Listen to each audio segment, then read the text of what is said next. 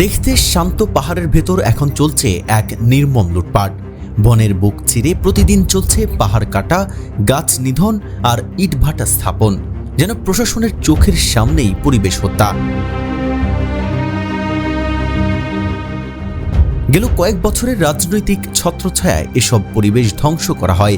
পরে অন্তর্বর্তীকালীন সরকারের দায়িত্ব নেওয়ার পর থেকে বন ও পরিবেশ মন্ত্রণালয়ের উপদেষ্টা সৈয়দা রিজওয়ানা হাসান নানা হুঁশিয়ারি দিলেও তা মানছে না কেউ।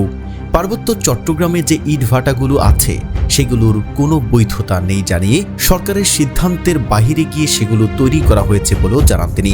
এছাড়া যাদের পরিবেশগত ছাড়পত্র নেই তাদের ব্যাপারে অবস্থান বদলানোর সুযোগ নেই বলে হুঁশিয়ারি তার। আমরা নতুন করে আর কোনো ইটভাটার লাইসেন্স দিচ্ছি না। 2 নম্বর হচ্ছে যে আমরা পার্বত্য চট্টগ্রামে যে ইটভাটাগুলো আছে সেগুলো আসলে বৈধতার কোনো কারণই নেই, তারা সরকারের সিদ্ধান্তের বাইরে গিয়ে তারা করেছে। মাটি দিয়ে আর ইট বানানোর দিন এখন নাই, এটা মেনে নিতে হবে সবাই। যাদের পরিবেশগত ছাড়পত্র নাই তাদের ব্যাপারে আমাদের অবস্থান বদলাবে।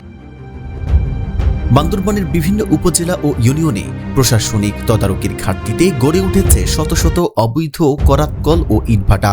শুধু নাইক্ষ্যংছড়িতেই চলছে 30টিরও বেশি করাতকল ও অন্তত 12টি ইটভাটা, যেগুলোর একটিরও বৈধ অনুমোদন নেই, এমনটাই দাবি স্থানীয়দের। নিষেধাজ্ঞা জারি থাকলেও চলছে ইটভাটার প্রস্তুতি, পাহাড় কাটা আর বন ধ্বংস।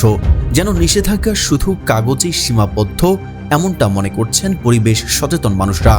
কাঁচামাল হিসেবে ব্যবহার করছে গাছ, সাথে বালি ও পাথর উত্তোলন। যদি এখনই কঠোর ব্যবস্থা না নেওয়া হয় অচিরেই বান্দরবনের পাহাড় মরুভূমিতে পরিণত হবে বলে মনে করছেন বিশেষজ্ঞরা।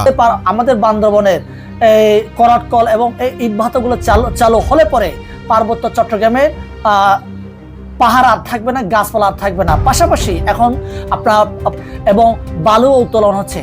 এই বালু এবং উত্তোলনের বিষয়গুলো আমরা সরকারের নজরে, প্রশাসনের নজরে আসছে না। তাই প্রশাসনকে উদাত্ত আহ্বান জানাচ্ছি, এগুলো নজরে আনতে হবে এবং তাদেরকে আইনের আওতায় আনার ব্যবস্থা করতে হবে। স্থানীয় প্রশাসনের আশকারা এসব করাতকল গড়ে তোলার বিষয়ে অভিযোগ অনেকের। তবে জেলা পরিবেশ অধিদপ্তরের সহকারী পরিচালক রেজাউল করিম জানান, সরকারি নিয়ম মেনেই অভিযান চলমান রেখে জিরো টলারেন্স নীতির কথা। নাইক্ষ্যংছড়ি, লামাতে অনেকগুলো অভিযান চলছে এবং যারা এই ধরনের কার্যক্রম চলবে তাদের বিরুদ্ধে আমাদের জিরো টলারেন্স নীতি গ্রহণ করছি। সরকারের নির্দেশনা মোতাবেক আমরা তার বিরুদ্ধে নিয়মিত অভিযান পরিচালিত হবে এবং সম্পূর্ণরূপে বন্ধ করে দেওয়া হবে। নিষেধাজ্ঞা থাকা সত্ত্বেও ইটভাটা প্রস্তুতি নিয়ে প্রশ্ন করা হলে বান্দরবান জেলা প্রশাসক শামিমারা রিমি জানান, কোনো ইটভাটা চলবে না। উপজেলা প্রশাসনকে নির্দেশনা দেওয়া হয়েছে যেন দ্রুত ব্যবস্থা নেওয়া হয়। কোনো ইটভাটা চলবে না, এটা আমরা খুবই অ্যাডামেন্ট এবং এটা আমরা দায়িত্ব নিয়েই বলতে পারি, আমরা কোনোটাই অ্যালাউ করবো না। আমি ইউনোর সাথে কথা বলে ব্যবস্থা নিতে বলছি। হচ্ছে আপনি ইটভাটার প্রস্তুতির বিষয় বলেছেন, এটা ইউনোকে আমি বলছি ব্যবস্থা নিতে তার আগেই। এত কঠোর নির্দেশনা ও অবস্থান যাদের, তাদের সামনেই পরিবেশ বিপর্যয়। এখন প্রশ্ন, আইন কি শুধু কাগজে কলমে নাকি বাস্তবায়নের ভূমিকাও রয়েছে? কফিল উদ্দিন জয়, চিটাগাং ট্রিবিউন, নাইক্ষ্যংছড়ি।